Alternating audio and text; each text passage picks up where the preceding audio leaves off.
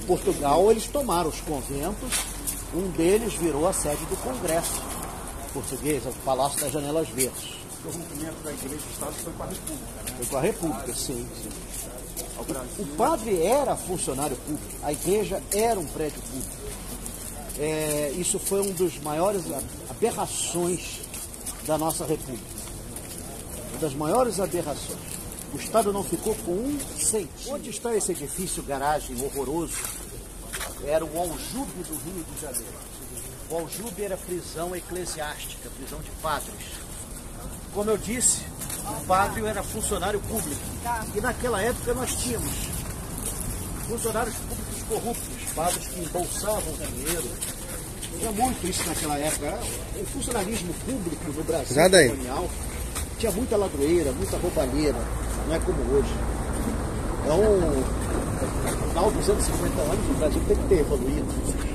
Né? Então, aqui era a prisão. E era enorme essa prisão. Tanto que D. João, quando chega em 1808, ele desativa a cadeia velha, que é onde está o Palácio Tiradentes. Ainda tinha bandido até pouco tempo. E bota os bandidos aqui. Debré desenhou esse prédio muito bonito. Thomas Ender, o artista austríaco que veio com a Leopoldina, também desenhou essa casa. Essa casa durou até o início do século XX, quando o prefeito Pereira Passos demoliu essa rua. Essa rua aqui era a Rua do Aljube, depois Rua da Prainha e depois Rua Acre, por causa do acordo com Acre. Essa rua era uma rua de comércio atacadista e varejista, famoso. Mas tinha um comércio aqui que vocês não vão encontrar em livro nenhum de história do Rio de Janeiro. Opa! Era uma rua de prostituição masculina. Masculina. E o que acontecia, vocês não vão ver em livro nenhum, nem eu vou escrever sobre isso. As damas todas vinham para cá. Não, tinham as damas de um famoso estado brasileiro, famoso e pujante estado brasileiro. Vizinho nosso, eles vinham para cá, avisavam ao marido que iam fazer compras na capital federal. Aqui tinha a Rua do Ouvidor, tinha a Avenida Rio Branco, e lojas aqui. Naquela época as lojas aqui eram melhores do que lá. Era uma coisa assim, então elas vinham para cá, chegava aqui, parava o ônibus ali na Praça Mauá, onde era a estação rodoviária Mariano Procópio, onde está hoje o Museu de Arte do Rio. E depois era só ir para cá e hilari. Depois compravam qualquer besteira na Rua do Ouvidor e voltavam com um sorriso de orelha a orelha lá para seu respectivo estado. Um desses rapazes que ficava aqui era o famoso compositor Cartola.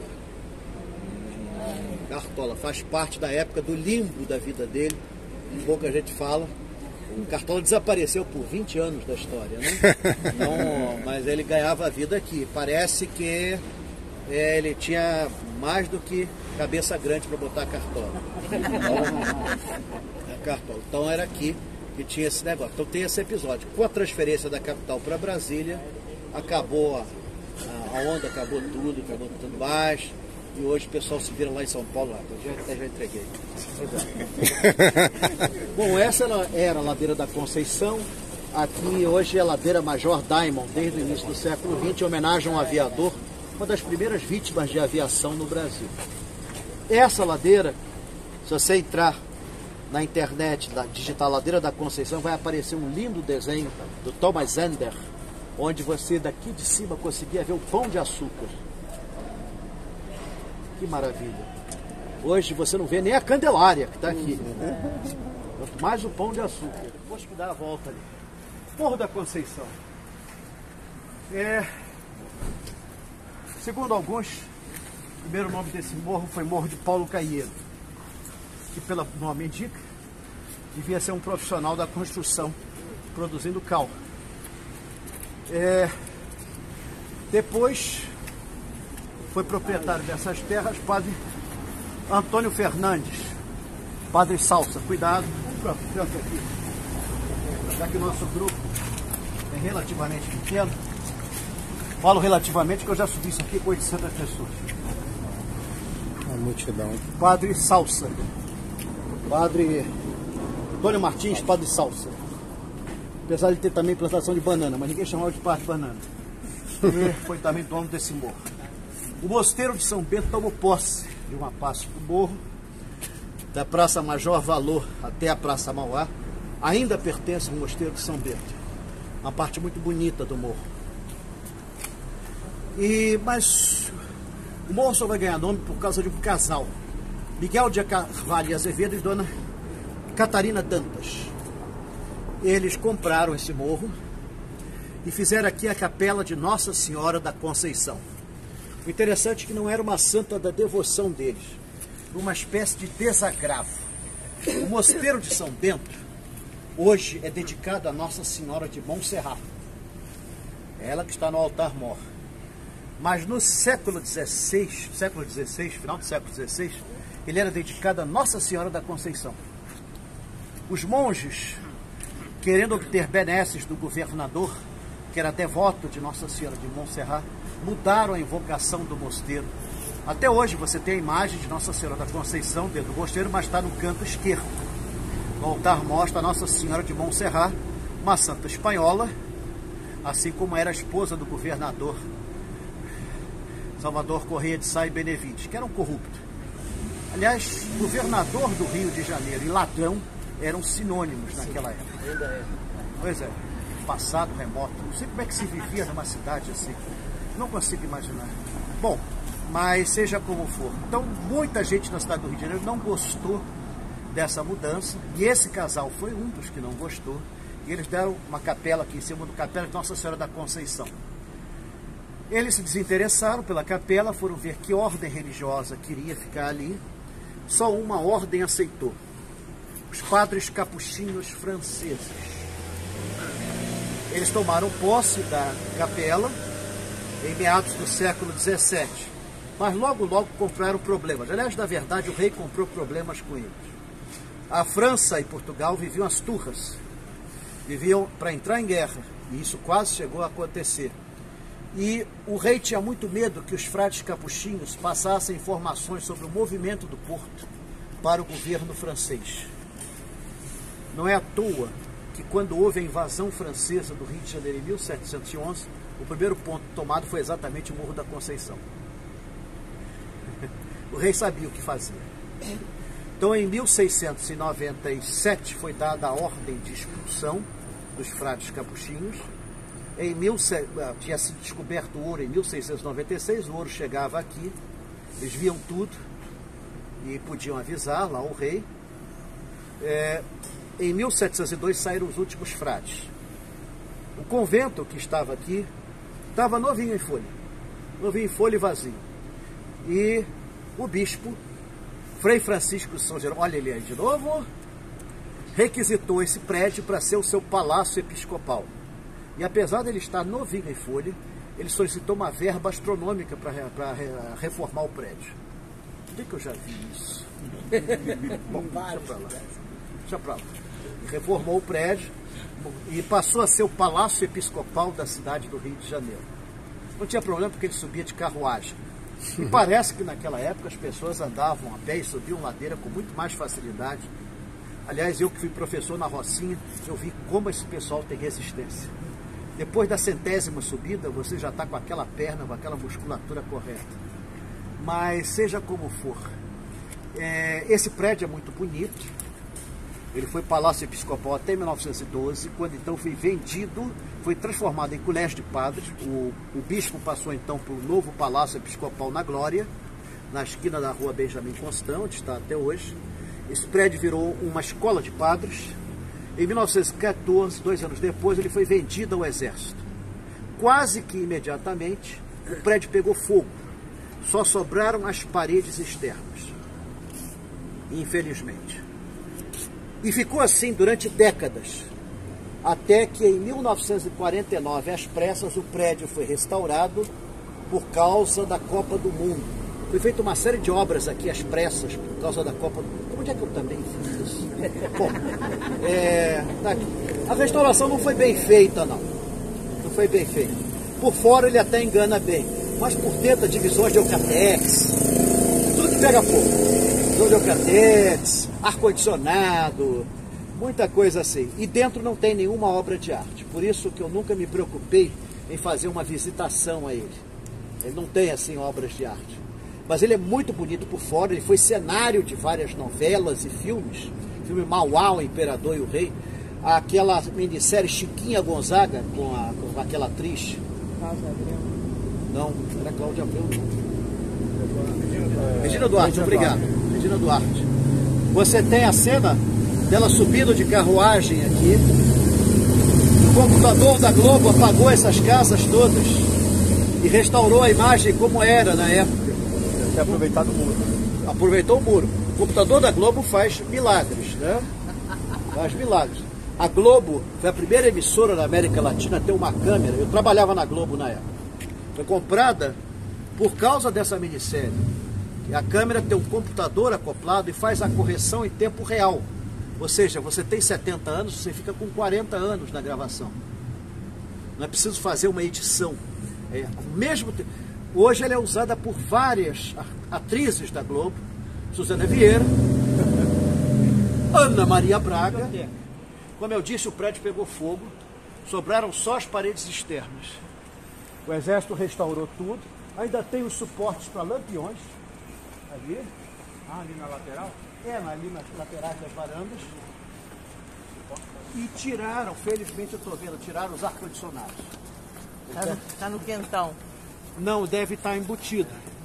Porque eles tinham nessas portas, na altura da grade, os aparelhos de ar-condicionado. Eles tiraram. Ali ainda tem um corte, dá para você ver. Ele devia ser a sala do comandante. E ali era a cocheira. Era a cocheira. E aqui era a capela. Aqui em cima era a capela. Sim, você via até, como eu disse, até o Pão de Açúcar. Era maravilhoso. Agora aqui você não consegue nem ver a Candelária. O prédio é ocupado desde que foi restaurado pela 5ª Divisão de Levantamento do Serviço Geográfico do Exército. Hoje, Centro de Geoinformação. É o serviço do Exército que faz os mapas da região sudeste. São os mapas oficiais, que conglomeram Espírito Santo, Rio de Janeiro, São Paulo e Minas Gerais. Esses mapas podem ser adquiridos. São complicados, viu? Porque eles têm tudo marcado, pedra, árvore. São precisos. Sim, eles usavam isso aqui. Se você remover os carros, você tem um centro e os postes, né? A Globo fazia isso fácil. Com o computador, pagava isso tudo. Aqui foi filmado também Mauá, o Imperador e o Rei, como sendo isso aqui o Palácio do Governo de Montevidéu. Lá atrás é a Fortaleza da Conceição, que é muito bonita e onde ainda tem 30 metros da muralha original da cidade. Nossa. Aberta a visitação, professor? Você pode visitar, mas você tem que marcar com antecedência, porque isso é uma instituição de pesquisa. Eles dizem que não é uma instituição turística, é uma instituição de pesquisa. Eu creio que no futuro deva virar, porque o local tem um apelo muito forte. Um apelo muito forte. E eu achava que devia mostrar, porque é um ato do Exército que está preservando o nosso passado. Com certeza. Aqui tinha um relógio de sol do século XVIII que caiu. Eles fizeram esse. E durante muitos anos ficou sem funcionar, ninguém sabia consertá-lo. Até que um belo dia podaram a árvore e descobriram. Agora, a última vez que eu vi, ele estava aqui com o mostrador. É coisa fácil de ser reconstituído. Mas você repara que você tem essa área verde, nós estamos ao lado da Rio Branco, ao lado da Praça Mauá. E ali a Fortaleza da Conceição, com a sua muralha de pedra de 1718, maravilhosa. Ali ao centro você tem a imagem da Nossa Senhora da Conceição. Essa imagem foi posta em 1954, quando se comemorou o centenário do dogma da Imaculada Conceição. Ou seja, a igreja em 1854 declarou que a Virgem Maria, depois de ter tido Jesus, continuou virgem. E quem sou eu para discutir com a igreja? Mas a igreja declarou isso quando? 1854. Mas hoje em dia tem um bocado de mulher dizendo que casou e continua virgem. Isso na época não tinha. Hoje Como demorou, né? é a coisa mais comum. 1854. Hoje está cheio de jeito. A praça é triangular porque aqui tinha um forte triangular. Esse forte foi demolido em 1910, eu consegui até um desenho dele, para facilitar o acesso aqui à Fortaleza da Conceição. Aqui a imagem de Nossa Senhora da Conceição. Nossa Senhora da Conceição, ela normalmente é celebrada em março, porque é exatamente 9 meses antes de ter tido Jesus. Ela está concebendo o menino Jesus, então ela não aparece com o menino Jesus, obviamente. Olha lá. Ela às vezes aparece pisando a meia-lua, que é o símbolo do islamismo, mas aqui preferiram colocar esses anjos. Símbolo de que? É difícil concorrer aí, pessoal. Símbolo do islamismo. Aí vai ser difícil. Esperar a pamonha para esperar aí que senão vai ter voz no final. Pamonha você. A porta original em madeira e ferro. E ali em cima um pequeno oratório. Deveria ter uma cruz ali em cima, que foi arrancada aí por volta da República. Esse prédio abrigou alguns inconfidentes. José de Rezende Costa pai, José de Rezende Costa filho, Inácio José de Alvarenga Peixoto e, acredite se quiser, Tomás Antônio Gonzaga. O Crêpe de la Crêpe da Conjuração Mineira estiveram presos aqui. Infelizmente não o Tiradentes. O Tiradentes ficava na Ilha das Cobras, um lugar horroroso, que está lá a cela dele, tudo mais. Eram 26 implicados da Conjuração Mineira, 25 eram muito ricos, um era pobre. Quem é que vai para fora? Esse prédio aqui, de 3 janelas, é muito importante. Foi a primeira fábrica de armas do Brasil. Fabricava armas de mão e chegou a exportar. Dom João tinha orgulho dessa fábrica, que funcionou aqui até 1817, quando então ela foi incorporada ao prédio do Arsenal da Corte, que funcionava onde hoje é o Museu Histórico Nacional. Esse prédio foi desativado, mas não foi destruído. Ele é muito bonito, parece uma capelinha. Mas aqui o Brasil fabricava armas desde 1763. E que armas eram essas? Adagas, espadas, facas, lanças e também garruchas. Aqui você tem uma das ruas mais icônicas do morro, a ladeira João Homem. Em homenagem ao capitão João Homem da Costa, que tinha sua casa nela. Esse João Homem era um homem crudelíssimo, com seus subordinados e com seus soldados. Ele foi punido pelo vice-rei Conde da Cunha e foi obrigado a carregar a cadeirinha com o escravo dentro.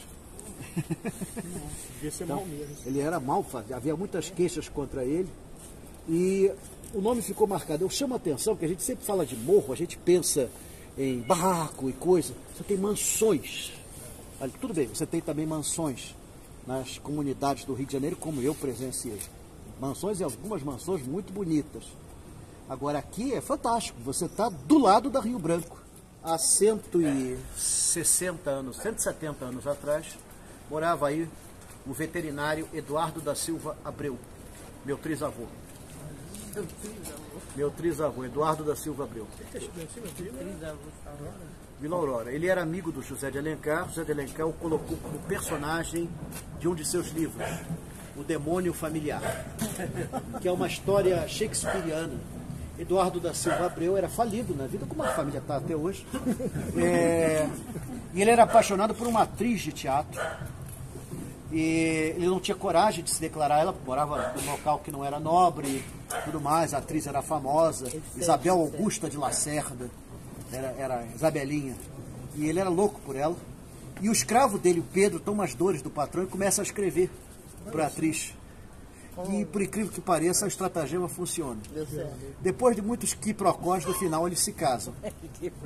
E o Eduardo, né, ele pune o escravo.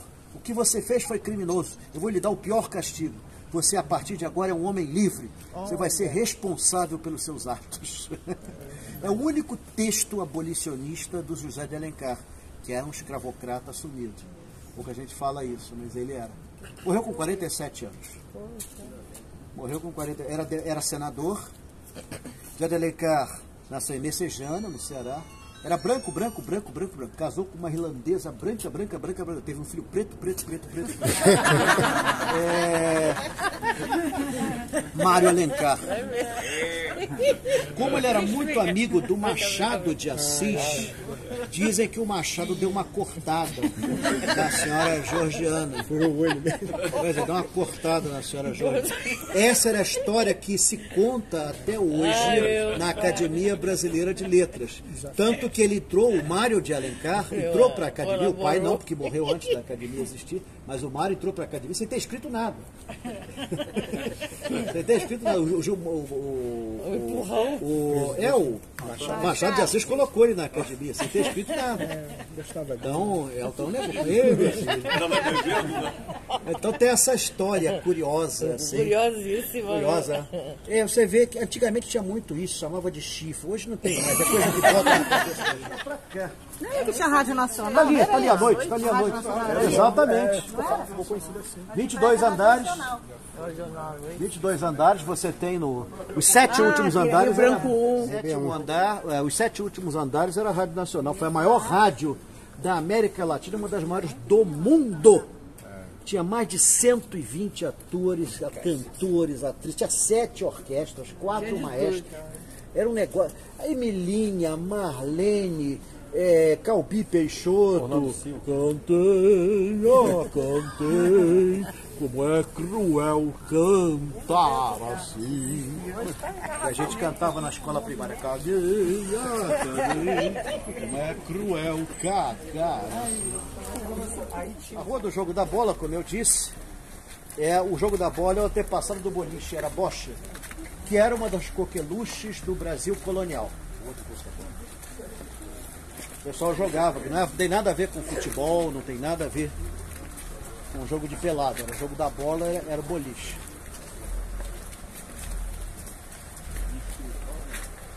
Nas épocas juninas, essas ruas eram feitadas por bandeirinha, você parecia que estava numa cidade interiorana. Era muito bacana isso. A Nossa Senhora da Conceição, que está um pouco atípica, viu? Ela está no momento em que o arcanjo avisa que ela vai gerar o Filho de Deus. Ela cruza os braços. Na verdade, ela é mais Nossa Senhora da Anunciação do que Conceição. A Conceição é assim. A Anunciação é assim. A Conceição é assim. Porque ela estava em casa, de noite, batem na porta. Ela, porra, esse Herodes é um viado, cobrando exposto a essa hora. Aí abre a porta, era o arcanjo, São Miguel Arcanjo. São Gabriel Arcanjo.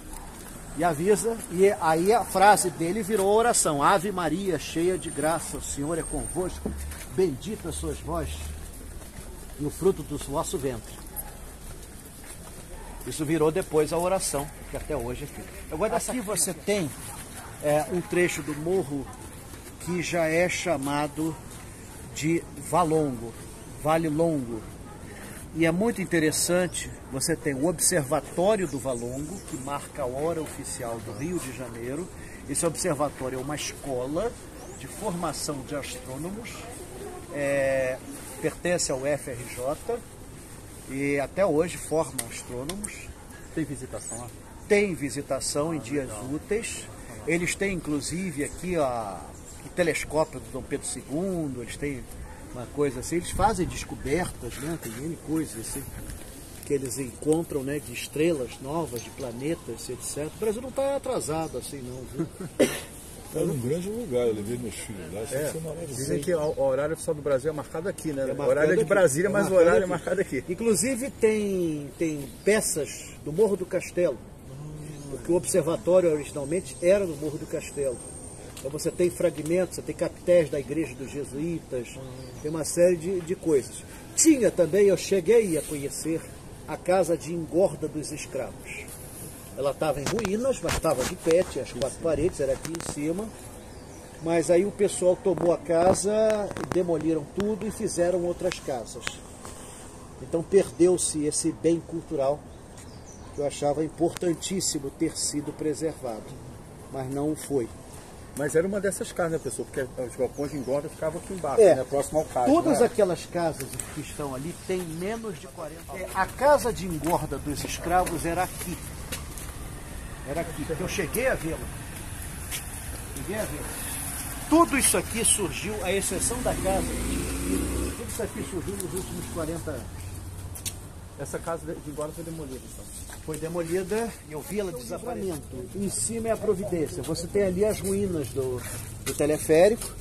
Ali você tem aquela meia-lua, que é uma casa noturna. Lá no topo você tem a capela de Nossa Senhora da Penha. Ela está meio escondida no meio da vegetação. Ela tem os santos de Canudos, da igreja de Canudos, do Antônio Conselheiro. Atrás você tem o Oratório das Almas, que é de 1900. Aonde, pessoal? Ali no Morro da Providência, não dá para ver, eu estou apenas descrevendo. E ali você tem o corte do morro, ali era uma pedreira. Essa pedreira dava emprego aos moradores do morro. É a única favela autofágica que eu conheci, porque eles demoliam o próprio morro onde estavam. Em 68 houve uma explosão fora de hora, matou 26 moradores. E aí a pedreira foi fechada. Essa pedreira ainda hoje é usada. Quem está devendo alguma coisa ao tráfico, eles fazem. Vão, balelão, senhor. Tem uma empresa de ônibus. Tem. De vez em quando eles caem em cima do ônibus e tudo mais. Ali aquele prédio amarelo já é o Angu do Gomes. É o mesmo Angu? É o mesmo Angu. Foi fundado em 1955 pelo avô do proprietário atual. É o neto que mantém. E com a mesma receita. Ele se orgulha muito disso. Começou na Praça 15, que era um local icônico, onde o pessoal chegava de barca, o pessoal ia pegar bonde, ia pegar ônibus, ia pegar tudo ali. Chegava faminto e você tinha o Angu do Gomes. Um dos fãs era meu pai. Ele adorava o Angu do Gomes. Adorava Angu. Ali atrás está a igreja de São Francisco da Prainha, onde tem o santo que menos trabalha, Santo Ifo, não para ver dos advogados. Ali. Aqui menos trabalha. É. Aqui é a sede das Cravos da Mauá. Eu conheci isso antes. Cravos da Mauá é um bloco carnavalesco e é uma associação cultural também. Eles têm palestras, eles têm coisa, tem shows. Né? Exato. E antes era um bordel. E eu trazia os turistas aqui em 88. Chegava aqui, as moças iam para a janela assim, vem cá, era bem pitoresco, né? Muitas ex-professoras, pois é. Coitado, né? É nosso destino. Fizeram, ali tinha uma pintura maravilhosa, pegou o fogo de tiro aqui. Ah, dentro fizeram. Eles fizeram vários salões, né? Demoliram aqui no interior. Exato. Aqui embaixo você tem bares e tudo mais. Ali você tem o galpão Do Betinho. É da ONG, Ação pela Cidadania. Eles realizam tudo ali, até reunião de moradores, tudo, bailes, cursos, palestras. Já vi cada exposição maravilhosa, né? Faz exposições muito boas. Aquela coleta Natal Sem Fome era feita ali e tudo mais. Para cá, se você andar 150 metros, você vai aparecer, você vai dar na Praça Mauá. Aliás, no sentido estrito da palavra, você vai dar na Praça Mauá. E ali está o mar, o Museu de Arte do Rio. De arte muito bonito, o Museu de Arte do Rio. E tem o Museu do Amanhã. Nós, pela Band, fizemos o Museu do Amanhã quando estava recém-inaugurado. Infelizmente, no dia caiu uma chuva terrível. Foram umas 120 pessoas, mas nós estávamos prevendo 500, 600. Assim. Aqui é a Mercedes Batista, a primeira bailarina negra que nós tivemos. Esse monumento é de confecção recente. E aqui também era montada a forca. Aqui foram chacinados os heróis da Confederação do Equador, que tentaram fazer a independência no norte do Brasil.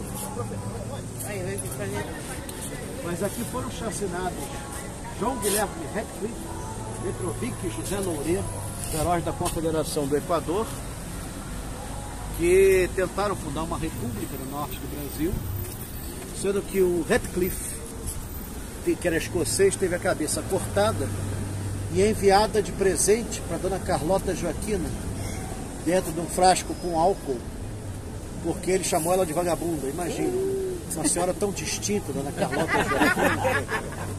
Pois é, uma vagabunda. Tão distinto. Falar a verdade dá problema, né? Revelar um segredo de Estado. Revelar assim. Na minha infância tinha esse negócio. O cara era preso, o presidente é um ladrão, o presidente é um ladrão. Você está preso. Então, por que eu estou preso? Chamou o presidente de ladrão. Não, é o presidente da Bolívia. Que presidente da Bolívia? Como é que você pode dizer que o presidente da Bolívia é ladrão? Sou o presidente ladrão, nossa. Eu tinha essa também. Não tinha como escapar. Mas então você tem esse ambiente. E aqui você tem o samba, você tem aqui o finalzinho do samba. Tudo aqui. E para a Copa de 2014 foi previsto que isso aqui iam virar restaurantes. Os navios iam chegar ali, os turistas iam atravessar essa pista, os que chegassem vivos aqui encontrariam vários restaurantes. Chegasse com a bolsa, pelo menos. Mas nada disso aconteceu. Tudo foi deixado pela metade, ficou por isso mesmo. Mesmo assim, o local sobreviveu. Agora, não vou negar, fizeram muita obra aqui, porque isso aqui estava largado. Essa rua aqui estava uma latrina. Estava uma latrina, melhoraram muito. O que sobreviveu foi essa. Muito legal. Uma casa com 180 anos, né? 180 anos eles restauraram. A parede toda em pedra e olho de baleia. Já dei entrevista dessa parede. Uma das mais bonitas do Rio de Janeiro. O bar é todo feito com azulejos encontrados em demolições aqui. É fantástico isso aqui. É um verdadeiro mosaico. A tabela de preço. Sim. Importante. Vocês podem fazer uma festa aqui, podem alugar. Esse espaço é alugado. Ali em cima tinha uma cachoeira, mas essa cachoeira secou. É uma ex-cachoeira. Aqui você tem os toaletes. Que lugar lindo. Sim, aqui é fantástico. Isso aqui foi encontrado. Dizem que isso aqui inicialmente era um estábulo. Então botava a água do morro era canalizada, o cavalo bebia aqui. No coxo. O cavalo bebia aqui. É tudo em granito, cavalo no granito. Olha a beleza dos azulejos Bellepoque. A muralha de pedra do Morro da Conceição. Nunca tinha vindo aqui atrás, muito bonita aqui essa parte, caramba. Sim, é fantástico. Professor, como é o nome desse local aqui? Aqui é a rua Sacadura Cabral. Essa é o Trapiche. Deixa eles lá. Cais do Valon. Até 1779 os escravos eram desembarcados do que hoje é a Praça 15. Era no Largo do Passo. O vice-rei Marquês de Lavradio ficou chocado com esse desembarque. Não pelo estado dos escravos, que era de extrema penúria, mas pelo mal-estar que ele provocava na nobreza ali do centro. Ele tem uma carta dele, né, que é muito famosa. Eles desembarcavam nus, como vieram ao mundo, fazendo todas as suas necessidades na frente de todo mundo. Então isso, e com um cheiro que era insuportável. Você imagina, 2 meses sem se lavar, sem nada. O pior não é isso, um defecando em cima do outro, é um troço assim impressionante. Tá ótimo. Você tem o livro A Escravidão, exatamente, do Laurentino Gomes, que mostra muito bem isso, esse horror que existia. Acho que era jogado no mar. Sim. Aí o Marquês ficou incomodado. Ele ficou incomodado não por causa dos escravos, mas por causa do mal-estar que causava dos nobres, que botavam um lenço no nariz. Então ele botou o lugar mais distante da cidade para jogar os escravos. Aqui tinha um fator estratégico. A rua do Camerino era a rua do Valongo, virou o mercado de escravos. Depois você emendava com a rua de São Joaquim, que era uma das saídas da cidade que ia para o Vale do Paraíba, para as fazendas de café, para tudo lá. Então aqui era um local bem estratégico. Em 1779 foi feito esse cais. O cais era de madeira, a água batia aqui. E esse prédio, quando foi construído em 1883, ele foi construído dentro da água, ele estava numa península, ele tinha água dos 3 lados, que era para os navios encostarem nele. Hoje ninguém diz isso. Por isso que você vê aqui a diferença das construções. Você tem aqui tudo moderno, para cá tudo antigo. Aqui você tem o Valongo, o Vale Longo, e aqui você tem o Morro do Livramento. Ali você tem o início da ladeira do Livramento. Uns 250 metros acima está a casa onde nasceu em junho de 1839 Joaquim Maria Machado de Assis. Então, ele nasceu dentro de uma casa de fazenda e a mãe era negra, o pai era português, a mãe falece logo depois, o pai falece logo depois, a mãe leva ele para São Cristóvão, mas ele se lembrava do Morro da Conceição, onde ele corria atrás das lagartixas. Na época não tinha celular 5G, era com as lagartixas que as crianças brincavam, né? Você imagina uma pessoa que mal completou os estudos fundamentais, foi o nosso maior escritor, falava 5 idiomas, era gago e epilético. E negro, né? Na época ainda tinha que levar isso. E negro. Maquiava-se pra caramba. Maquiava pra... A sociedade exigia, né? É interessante, ele no registro de nascimento ele está preto, no registro de morte ele está branco. Então foi um cara fantástico, para qualquer época. E os livros dele estudados no mundo todo estão dentre os melhores escritos na época. Alguns deles mereciam assim destaque planetário. Quincas Borba, você tem o Memórias Póstumas do Brás Cubas, era um livro que podia ter sido escrito pelo Salvador Dalí. Um livro praticamente quase que surreal.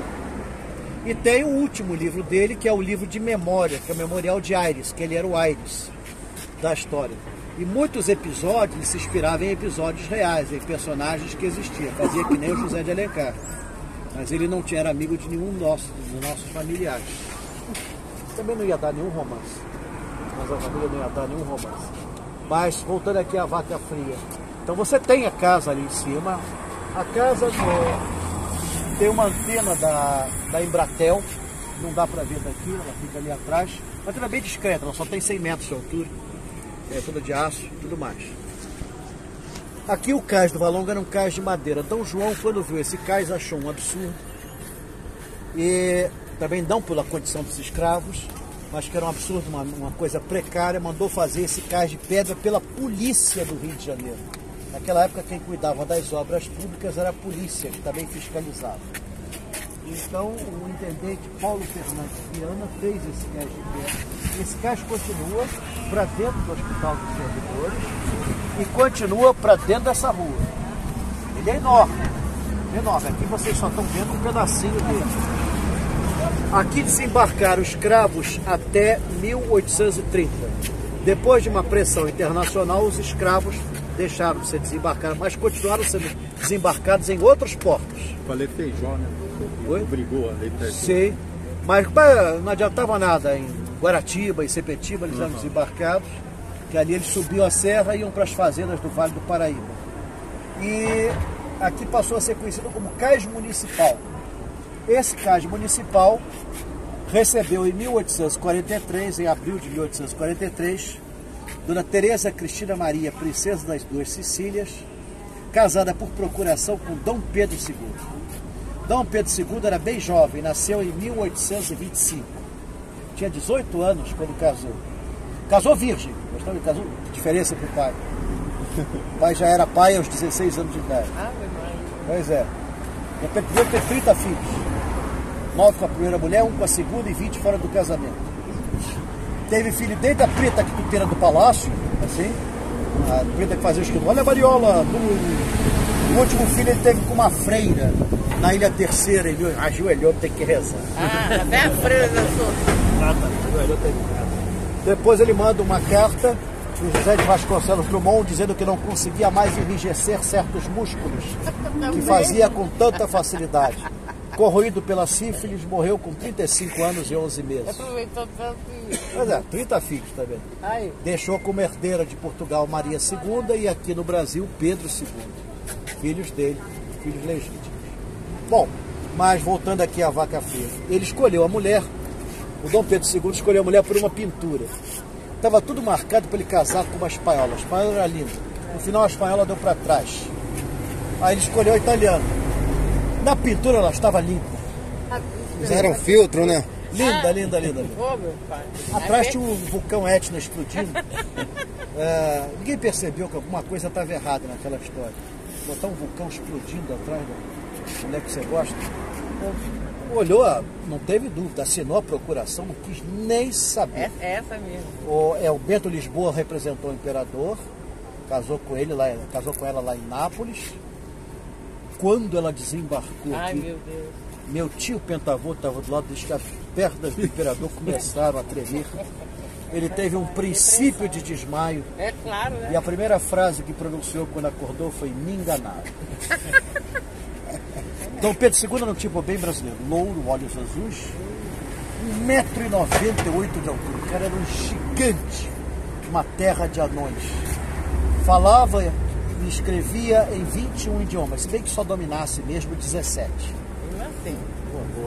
Hoje o pessoal não sabe nem mais português. Dona Teresa Cristina Maria, princesa das Duas Sicílias. Como eu disse, ele era um gigante, 1,98 m, louro, olhos azuis. Ela tinha 1,48 m de altura, gorda, manca com as pernas em arco de sela, o rosto bexiguento, 3 anos mais velha que ele. O caolho era voado. No início moraram em torreões separados do palácio, não tinham nada. Depois de algum tempo, começaram a sorrir um pro outro. Bom dia, como é que vai a carestia e tal, não sei o quê. 1 ano depois consumaram o casamento. Acredite se quiser, foram muito felizes. Quanto tempo depois consumaram? 1 ano, 1844. Foram tão felizes que quando ela morreu antes dele no Porto, em Portugal, Dom Pedro disse que não tinha mais nenhum motivo para viver, porque seu único motivo jazia inerte na sua frente. Então, e quando ele doou os livros dele para a Biblioteca Nacional e o Instituto Histórico, ele pediu que se chamasse não coleção do Imperador, mas coleção Teresa Cristina Maria, para que todo mundo no futuro, quando fosse estudar, jamais esquecesse o nome da mãe dos brasileiros. Não teve isso. Mas ele era mulherengo também, Dom Pedro II era mulherengo, mas comparado com o filho, com o pai, nem sei, não era nada. O pai pegava uma mulher por hora. 30 filhos em 15 anos de vida sexual ativa. Fora as falhas. Então, o filho era tranquilo, Dom Pedro II era tranquilo. O negócio rolava na biblioteca do palácio. Entre um livro e outro. Esse livro aqui não tem brochura. Uma coisa era assim. Mas seja como era na biblioteca que rolava a coisa. Pelas cartas. Você sabe quem foi um denunciante dele? Denunciava nos jornais essas loucuras dele? José de Alencar. José de Alencar. Por isso é que rolou aquilo. Sim. O José de Alencar denunciava o Dom Pedro II das loucuras que ele fazia com essas mulheres. Gastavam no dinheiro público. Não, teve vários escândalos. O nome Mar de Lama surgiu por causa de um escândalo com Dom Pedro II, que sumiram as joias da imperatriz e elas foram encontradas numa lata no Mar de Lama, na Quinta da Boa Vista. E o cara que foi preso e confessou o crime foi solto por ordem do imperador, porque era o alcoviteiro dele, Manuel de Paiva, que arrumava o mulherio. Nossa, eu não sei como é que se vivia num país com um governo assim. Nossa, não sei, eu não consigo imaginar. Só mesmo do passado remoto. Mas é o teu negócio. Você tem a primeira história dos escravos, depois a história de Dom Pedro II. Depois isto aqui continua como um caizinho ordinário, até que em 1906 ele foi aterrado pelas obras do Porto. Isso vai ficar assim até dezembro de 2011. No dia que foi achado o cais, eu trabalhava para a Globo. Então, eu fui chamado e fui o primeiro historiador a entrar aqui. Estava recém-encontrado. Aí eu comentei, fiz a primeira matéria, a primeira reportagem, entrei. Globo pode tudo, né? Globo pode tudo. O mais incrível, onde vocês estão vendo grama, era água. Na verdade, era uma lama. E eles encontraram nessa lama mais de 6 milhões de objetos trazidos da África. Que os negros traziam seus ídolos, traziam seus ornamentos, traziam pulseiras, anéis. Isso tudo era tirado deles e jogado na lama. Como essa lama era anaeróbica, ou seja, não tinha oxigênio, as peças foram perfeitamente preservadas, até de peças de madeira, de etnias africanas que não existem mais na África. Isso tudo está guardado aqui. Há uma promessa vaga de se fazer um museu com essas peças no Centro Cultural José Bonifácio. É uma pena, vem gente da África estudar essas peças. E tem ídolos africanos, e tem muita peça interessante. O escravo trazia o pouco que ele conseguia trazer consigo. Ele trazia os ídolos dele, os objetos, tudo. E isso tudo foi preservado por essa lama anaeróbica. Uma coisa que me chocou muito foi que esse piso era completamente horizontal. Quando eles drenaram a água, ele afundou que nem um bolo solar. E continua assim. As máquinas estão ali. Se queima uma delas, a água toma conta disso aqui tudo. Sim, 24 horas. Oi? Enche? Está abaixo do nível do mar. Está abaixo, isso aqui enche de água. Onde você está vendo grama, vira água. E água salobra. Água salobra. Então eles fizeram isso aqui. Tornaram monumento da humanidade. Foi reconhecido pela Unesco. Eles pretendiam, o Dudu, no primeiro mandato dele, pretendia fazer o Circuito do Negro, que nunca completou. Por incrível que pareça, quem faz mais isso sou eu. Mas, infelizmente, eles não... Porque ali você tinha a casa de engorda, você tinha todo o esquema da escravidão, você tinha ali as casas que serviram de mercado, era um material riquíssimo, que poderia ser explorado e até hoje está assim, largado, não representando muito para a nossa história como deveria. Pessoal, só para ter uma ideia, tem dois patamares, são dois pontos. Tem o cais do Valongo e o cais da Imperatriz. Qual é o cais da Imperatriz? O cais da Imperatriz é aquele de paralelepípedos. Foi feito aquele negócio com paralelepípedos. Então é um aterro sobre o cais do Valongo. É um aterro. O piso estava afundando, eles fizeram um aterro e botaram esse paralelepípedo, que é bem rústico. É um paralelepípedo de 1854. Aí em 1906, olha, eu vinha muito aqui antes de descobrirem isso. Mas eu já falava aos meus turistas que aqui era o cais do Valongo. Aqui era um jardim. Era um jardim, como está ali à frente. Esse monumento foi colocado aqui em lembrança aos 25 anos da chegada da Imperatriz Teresa Cristina Maria. Ali era um mercado, só tinha o térreo e o primeiro andar. Em 1916 fizeram os 2 andares que ali estão. O Hospital dos Servidores, que é de 1927, que foi uma referência nacional, até ser sucateado. Triste, né? Triste. E aqui você tem o Boulevard Olímpico, que começa literalmente na Praça 15 e vai até a Roda Gigante. Essa Roda Gigante teve várias propostas, ia ser na praia de Botafogo, no Raio Park, da Lagoa, acabou ficando aqui, que acho que foi a melhor escolha. No mais, eu só posso agradecer a presença de todos.